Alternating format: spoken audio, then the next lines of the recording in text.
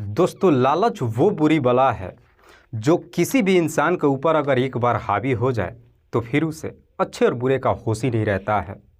और सबसे बड़ी बात कि जब तक वो होश में आता है तब तक काफ़ी देर हो चुकी होती है, जिसकी वजह से उसकी खुद की ज़िंदगी तो बर्बाद होती है, उसके साथ साथ और भी न जाने कितने लोगों की ज़िंदगियाँ तबाह हो जाती है। दरअसल आज की भी कहानी में सेम कुछ ऐसी होता है। नमस्कार, आदाब, मैं हसमुद्दीन और आप देख रहे हैं सफ़र क्राइम तक। दोस्तों, आज की जो सच्ची घटना मैं आपको सुनाने वाला हूं, दरअसल ये घटना है हरियाणा प्रदेश के पानीपत शहर की। पानीपत का एक इलाका पड़ता है सुखदेव नगर, और इसी सुखदेव नगर इलाके का रहने वाला है विनोद कुमार। विनोद, जिसकी उम्र है लगभग 30 साल के आसपास, जो इसी पानीपत में अपना खुद का कंप्यूटर सेंटर चलाता है। विनोद के परिवार में उसकी पत्नी के अलावा 2 छोटे छोटे बच्चे हैं। विनोद की पत्नी का नाम है निधि, जिसकी उम्र है लगभग 26 साल के आसपास। दरअसल विनोद अपने कंप्यूटर सेंटर से इतना पैसा तो ज़रूर कमा लेता है जिससे वो अपनी पत्नी और बच्चों के साथ बेहतर तरीके से गुजारा करता है। बात कर रहा हूँ मैं 21 दिसंबर 2021 की शाम के करीब 5 बजे के आसपास, जब विनोद हर रोज़ की तरह अपनी कंप्यूटर सेंटर की दुकान बंद करके घर के लिए निकलता है, तभी रास्ते में पीछे से एक पंजाब नंबर का ट्रक आता है और उसे धक्के मारकर चला जाता है। हालांकि जब ये एक्सीडेंट होता है वहाँ पे आसपास में लोग मौजूद होते हैं और लोग उस ट्रक चालक को पकड़ने की कोशिश भी करते हैं, लेकिन ट्रक चालक उस गाड़ी को लेकर काफ़ी तेज़ी से वहाँ से रवाना हो जाता है। लेकिन इस एक्सीडेंट की वजह से विनोद काफ़ी गंभीर अवस्था में वहीं पे गिर जाता है।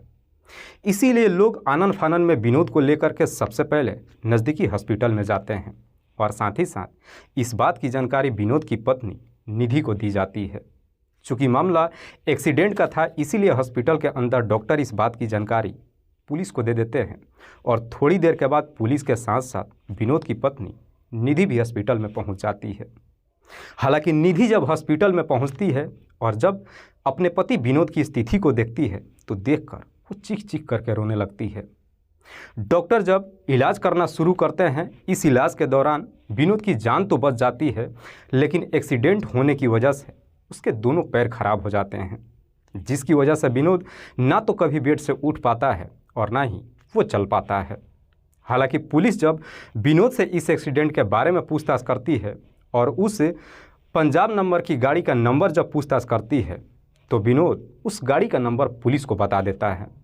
इसलिए पुलिस अब पंजाब में जाती है और जाकर के उस ट्रक चालक को गिरफ्तार कर लेती है, जिसका नाम है देव सुंदर।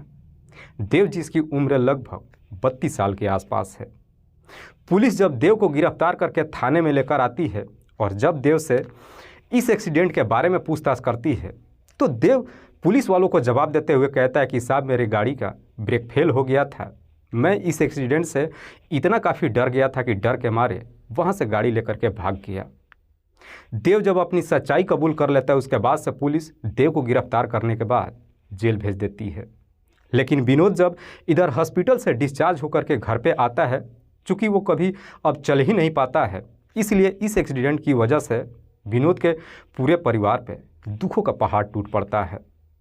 धीरे धीरे जब समय गुजरता है, आखिरकार लगभग 2 महीनों के बाद इधर ट्रक चालक देव बेल पर रिहा होकर अपने घर आ जाता है और जब घर पे पहुंचता है, आखिरकार 15 दिसंबर 2021 को फिर से विनोद के घर पे जाता है दोपहर के वक्त, और जब उसके कमरे में एंट्री करता है तो जाकर के विनोद से कहता है कि जो मेरे ऊपर केस लगा हुआ है उसका तुम रफा दफा कर लो। लेकिन विनोद इसके लिए तैयार नहीं होता है। देव के लाख समझाने के बावजूद भी जब विनोद तैयार नहीं होता है तो देव उसे अब धमकी देते हुए कहता है कि अगर तुमने केस को रफा दफा नहीं किया तो मैं तुम्हें गोली मार दूंगा। दरअसल ट्रक चालक देव विनोद को धमकी नहीं देता है, बल्कि अपने पास से एक तमंचा भी निकाल लेता है। लेकिन देव के हाथ में जैसे ही वो तमंचा इधर विनोद की पत्नी निधि देखती है, देख करके इतना काफ़ी डर जाती है कि तुरंत ही अपने दोनों बच्चों को लेकर कमरे से बाहर निकल जाती है और बाहर आकर के वो ज़ोर ज़ोर से चीखने और चिल्लाने लगती है। लेकिन निधि जैसे ही अपने बच्चों को लेकर के कमरे से बाहर निकलती है, इधर देव कमरे का दरवाज़ा अंदर से लॉक कर देता है। निधि की चीख पुकार सुन करके जब आस पड़ोस के लोग वहाँ पे इकट्ठा होते हैं, आकर के जब दरवाज़ा खुलवाने की कोशिश करते हैं तो देव दरवाज़ा नहीं खोलता है।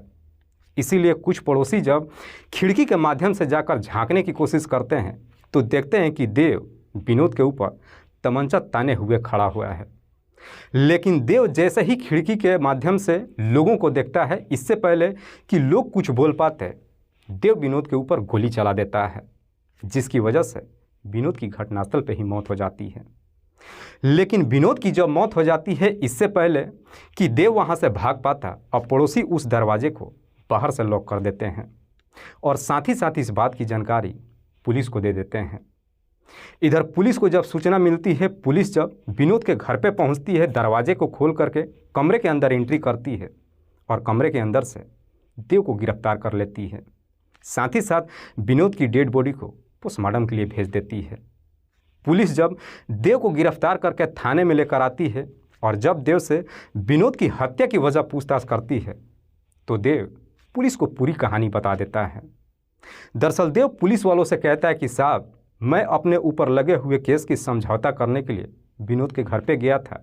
मैं उसे काफ़ी मनाने की कोशिश कर रहा था, लेकिन वो मेरी बात ही नहीं मान रहा था। इसीलिए गुस्से में आकर मैंने उसे गोली मार दिया। देव जब अपनी सच्चाई कबूल कर लेता है, उसके बाद से पुलिस अब देव को जिला अदालत में पेश करती है, जहां से उसे जेल भेज दिया जाता है। लेकिन इस कहानी का अंत यहीं पे नहीं होती है, बल्कि इस कहानी में ट्विस्ट तब आ जाती है जब 10 दिनों के बाद विनोद के चाचा जितेंद्र कुमार पानीपत के जाकर के एसएसपी साहब से मुलाकात करता है और एसएसपी साहब से गुहार लगाते हुए कहता है कि साहब, जो ट्रक चालक देव ने मेरे भतीजे की हत्या किया है और जो उसने कहानी पुलिस को बताया है, दरअसल वो पूरा सच नहीं है। मुझे ऐसा लगता है कि शायद इस हत्या के पीछे कोई बड़ी साजिश है। इसीलिए मैं चाहता हूं कि विनोद की जो केस की फाइल बंद पड़ी हुई है, उसे फिर से पुनः जांच की जाए।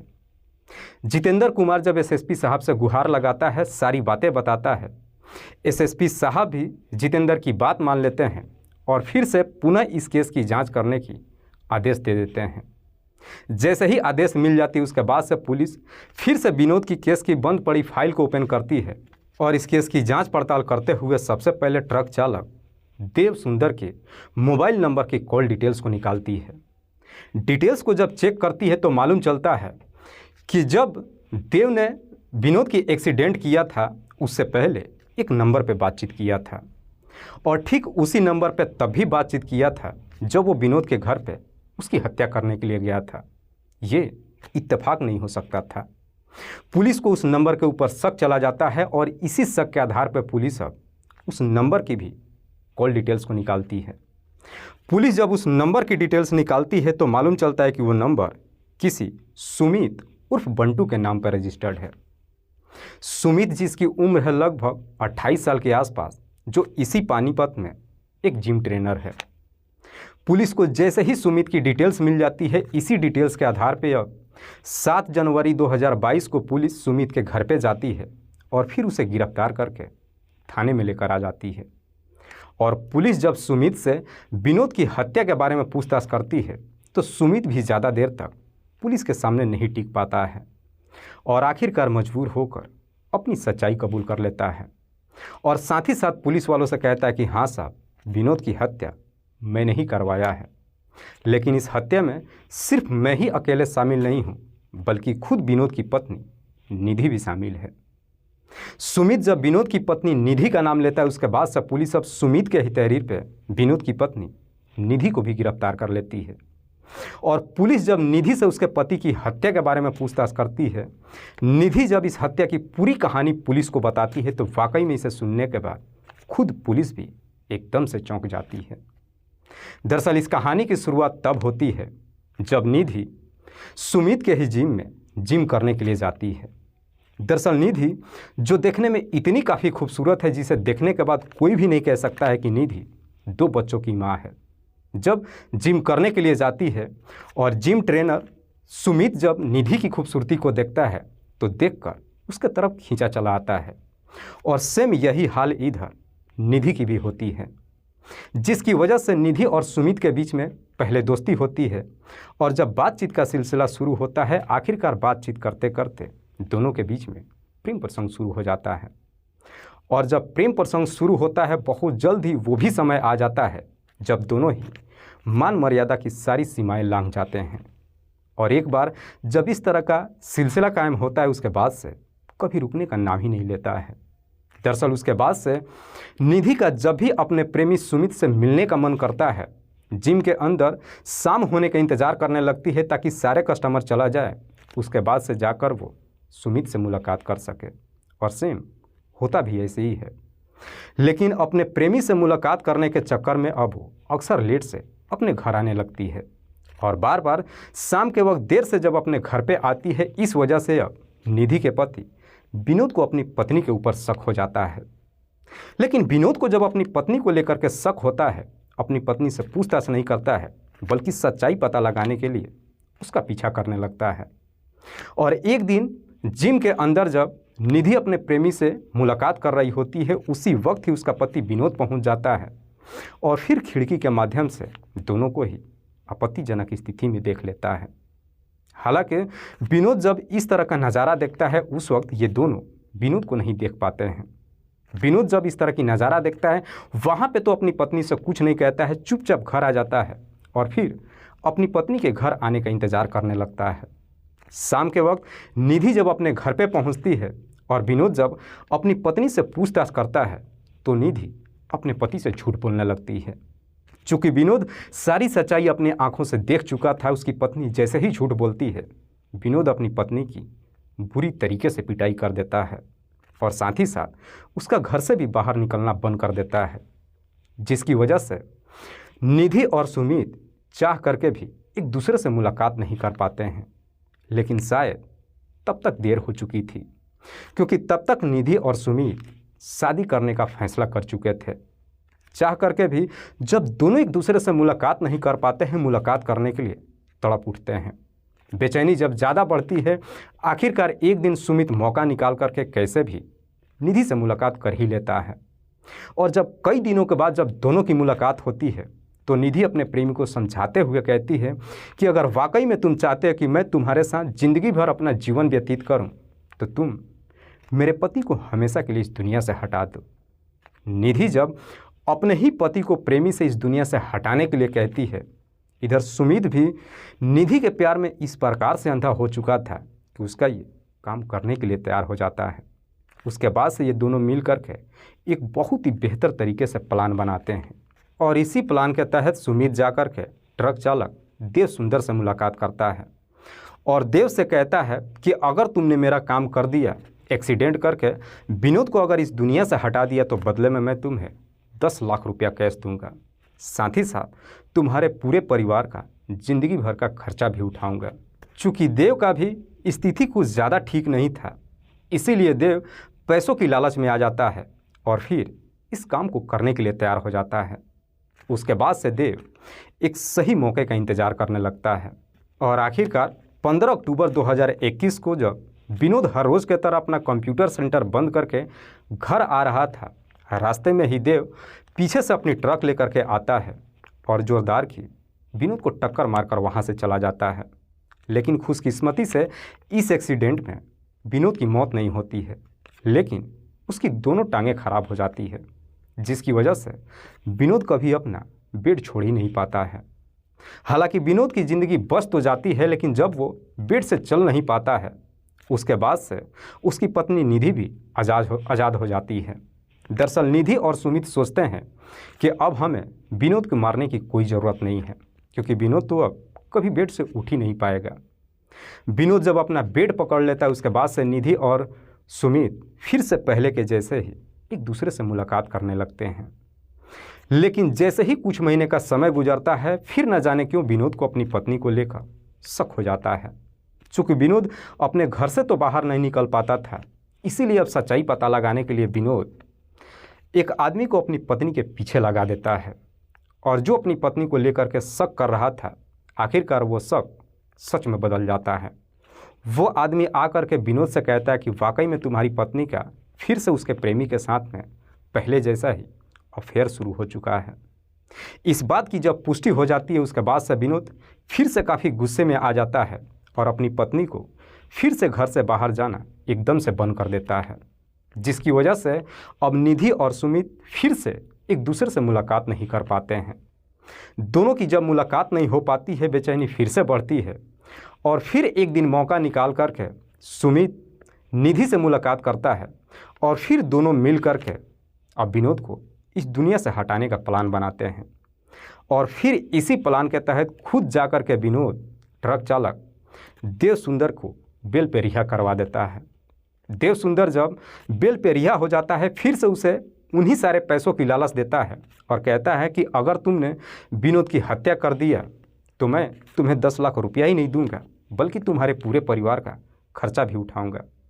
बस तुम्हें इतना याद रखना है कि पुलिस जब तुमसे पूछताछ करेगी तो तुम वही कहानी पुलिस को बताना जो मैं तुमसे कह रहा हूँ। दरअसल पुलिस को तुम कहना कि मैं विनोद से केस की समझौता करने की बात कर रहा था, लेकिन विनोद जब नहीं माना मैंने उसे मार दिया। जब उसे बेल पे रिहा कराकर इस काम को करने के लिए कहता है विनोद फिर से तैयार हो जाता है और फिर इसी प्लान के तहत 15 दिसंबर 2021 को विनोद के घर पे जाता है और जैसे ही उसके कमरे के अंदर एंट्री करता है सबसे पहले वो विनोद की पत्नी निधि की तरफ इशारा करते हुए कहता है कि तुम कमरे के बाहर चली जाओ और जा कर के ज़ोर ज़ोर से चीखो और चिल्लाओ ताकि किसी को तुम्हारे ऊपर कोई शक ना जाए। दरअसल ये भी प्लान का एक पहले से बनाया गया हिस्सा था। इसी प्लान के तहत निधि अपने घर से दोनों बच्चों को लेकर बाहर आ जाती है और ज़ोर ज़ोर से चिल्ले चिल्लाने लगती है। पड़ोसी जब वहाँ पे पहुँचते हैं इधर देव दरवाजे को अंदर से बंद कर देता है और कमरे के अंदर ही विनोद के ऊपर गोली चलाकर उसकी हत्या कर देता है। वाकई में निधि जब ये पूरी कहानी पुलिस को बताती है उसके बाद से पुलिस अब निधि के तहरीर पे उसके आशिक सुमित को भी गिरफ्तार करती है और गिरफ्तार करने के बाद इन दोनों को ही जिला अदालत में पेश करती है जहाँ से इन्हें जेल भेज दिया जाता है। दोस्तों इस पूरी घटना के बारे में आप क्या सोचते हैं? आप अपनी राय हमें कमेंट बॉक्स में ज़रूर दीजिएगा। कल फिर मिलते हैं एक और नई सच्ची घटना के साथ। तब तक के लिए जय हिंद, जय भारत।